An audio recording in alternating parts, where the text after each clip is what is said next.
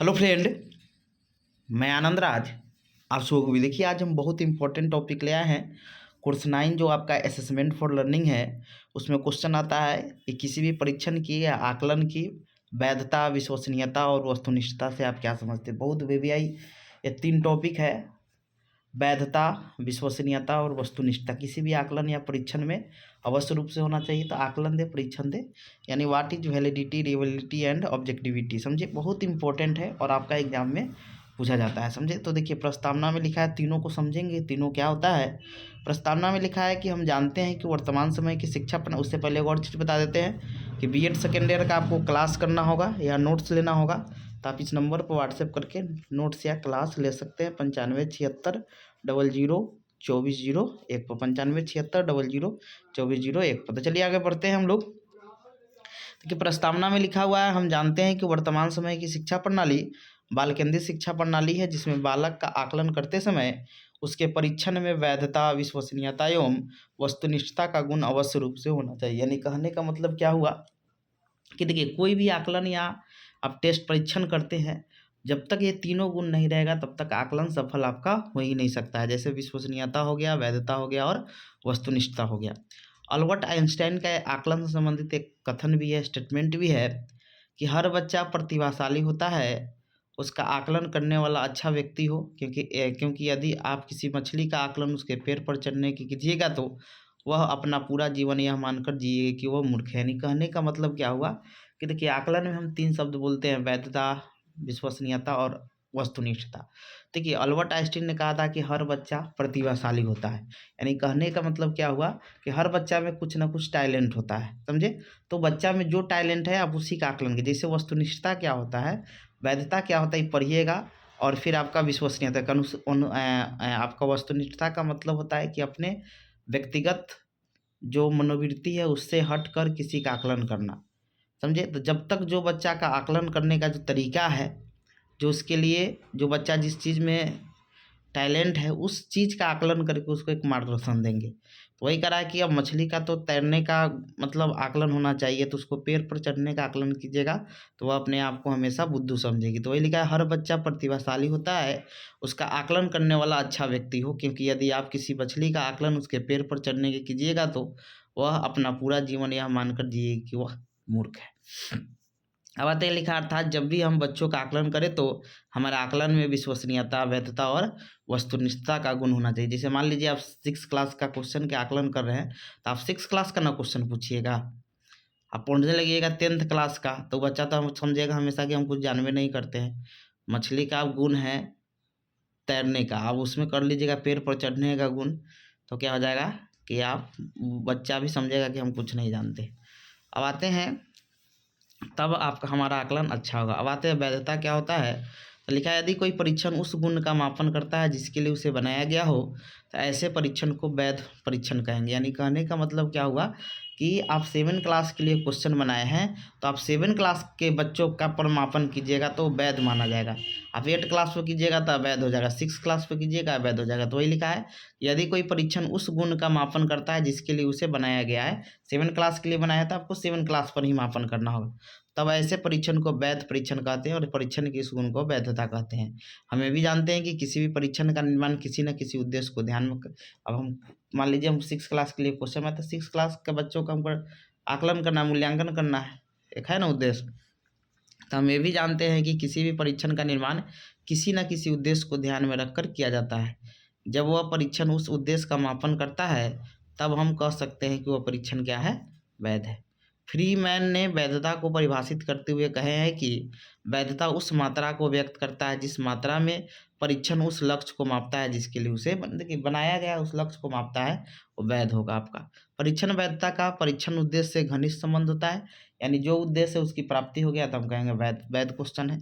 तो परीक्षण वैधता का परीक्षण उद्देश्य से घनिष्ठ रूप से संबंध है, अर्थात जितना कोई परीक्षण अपने उद्देश्य को मापता है वह परीक्षण उतना ही वैध माना जाता है। अब आते हैं वैधता का प्रकृति, गुण या विशेषता। ठीक है, वैधता का निम्नलिखित प्रकृति है। पहला है, किसी भी परीक्षण का सबसे महत्वपूर्ण गुण उसकी वैधता है। यानी कहने का मतलब क्या हुआ, कोई भी परीक्षण का जो सबसे महत्वपूर्ण गुण क्या होता है, उसका वैधता होता है। दूसरा है, परीक्षण का वैधता ऐसी आधारशिला है जिस पर परीक्षण का पूरा भवन टिका है। मान लीजिए आपका वैध क्वेश्चन नहीं होगा तो फिर वो परीक्षण बेकार हो जाएगा। तीसरा है परीक्षण का वैधता जिस उद्देश्य के लिए बनाया गया है परीक्षण उसी उद्देश्य की पूर्ति करता है, मतलब मापन करता है।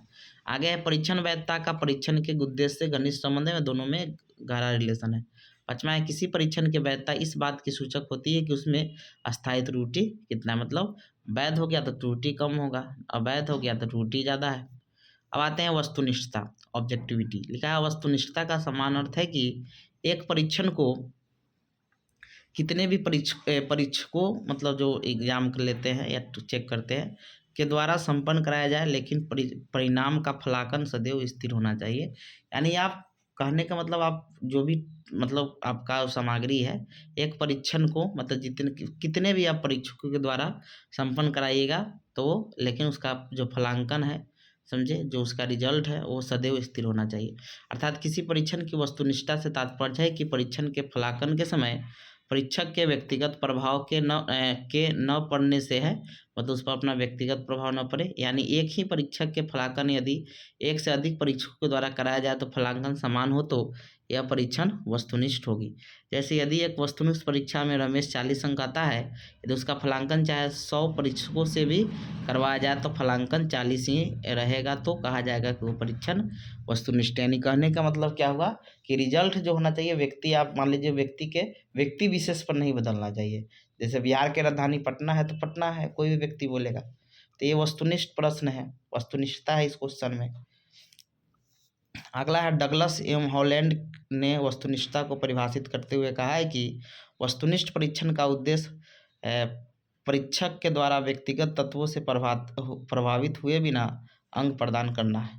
हम जानते हैं कि वर्तमान समय की शिक्षा प्रणाली बाल केंद्रित शिक्षा प्रणाली है, जिसमें बच्चों का एक सही आकलन करने के लिए परीक्षण में वस्तुनिष्ठता का गुण अवश्य होना चाहिए। अब आते हैं परीक्षण की वस्तुनिष्ठता की प्रकृति देखते हैं। तो परीक्षण की वस्तुनिष्ठता की निम्नलिखित प्रकृति है। पहला है परीक्षण की वस्तुनिष्ठता में परीक्षक के व्यक्तिगत विचारों से हटकर फलांकन करना, मतलब व्यक्तिगत विचार इसमें नहीं देना होता है। वस्तुनिष्ठता में फलांकन कितने भी परीक्षक से करवाया जाए तो फलांकन समान आना चाहिए। तीसरा, किसी भी परीक्षण की सबसे बड़ी विशेषता वस्तुनिष्ठता होती है। वस्तुनिष्ठता प्रश्न की मतलब वस्तुनिष्ठ प्रश्न की वस्तुनिष्ठता अधिक होती है निबंधनात्मक प्रश्न की अपेक्षा। पांचवा है परीक्षण की वस्तुनिष्ठता का फलांकन से घनिष्ठ संबंध होता है। अब आते हैं विश्वसनीयता। देखिए विश्वसनीयता मतलब एक विश्वास समझिए कि जैसे मान लीजिए कि हम मतलब वही चीज़ को मान लीजिए 10 गो व्यक्ति ऐसे में लिखा है आंसर, तो हमको 200 व्यक्ति को एक समान नंबर देना होगा। तो लिखा हम जानते हैं किसी भी परीक्षण का विश्वसनीयता सबसे महत्वपूर्ण गुण है। विश्वसनीयता का तात्पर्य है कि किसी भी समय या परिस्थिति में किया जाए किंतु उसका परिणाम या फलांकन सदैव समान होना चाहिए, तभी हम कहेंगे कि परीक्षण विश्वसनीय है। जैसे आज हम किसी का परीक्षण किए तो 40 नंबर दिए, तो वही परीक्षण 10 दिन बाद भी करेंगे तो 40 नंबर आ रहा है तो हम कहेंगे वो परीक्षण क्या है, विश्वसनीय है। विश्वसनीय सामग्री वही है जिसमें एक स्तर के विद्यार्थी पुनः पुनः परीक्षा में लगभग एक समान परिणाम आए, तब वह सामग्री विश्वसनीय है। गैरेट ने विश्वसनीयता को परिभाषित करते हुए कहा है कि विश्वसनीयता का संबंध परीक्षण के प्राप्त अंकों की स्थिरता से है। यानी अंक में स्थिरता जो आता है, पहले 40 अभी भी 40, तो हम कहेंगे विश्वसनीय सामग्री है। अब हम ये भी जानते हैं कि किसी भी परीक्षण में विश्वसनीयता का होना महत्वपूर्ण है, क्योंकि वर्तमान समय की शिक्षा प्रणाली बाल केंद्रित शिक्षा प्रणाली है, जिसमें बच्चों के समग्र विकास के लिए परीक्षण में विश्वसनीयता होना अति आवश्यक है। अब बताते हैं निष्कर्ष में उपरोक्त विवरण से स्पष्ट होता है कि किसी भी परीक्षण में वर्तमान समय में वैधता, वस्तुनिष्ठता और विश्वसनीयता का होना अति आवश्यक है। हमें भी जानते हैं कि वर्तमान समय के आकलन शिक्षण की प्रक्रिया का या मतलब वर्तमान समय में तीनों जो है अभिन्न अंग है, और भी इसमें लिख सकते हैं। तो ये चीज़ है आपका एक ख़त्म हो गया, समझ गए। नोट्स लेना होगा या क्लास करना होगा तो इस नंबर पर व्हाट्सएप कर सकते हैं 9576002401 पर व्हाट्सएप कर नोट से क्लास का जानकारी ले सकते हैं। Thank you.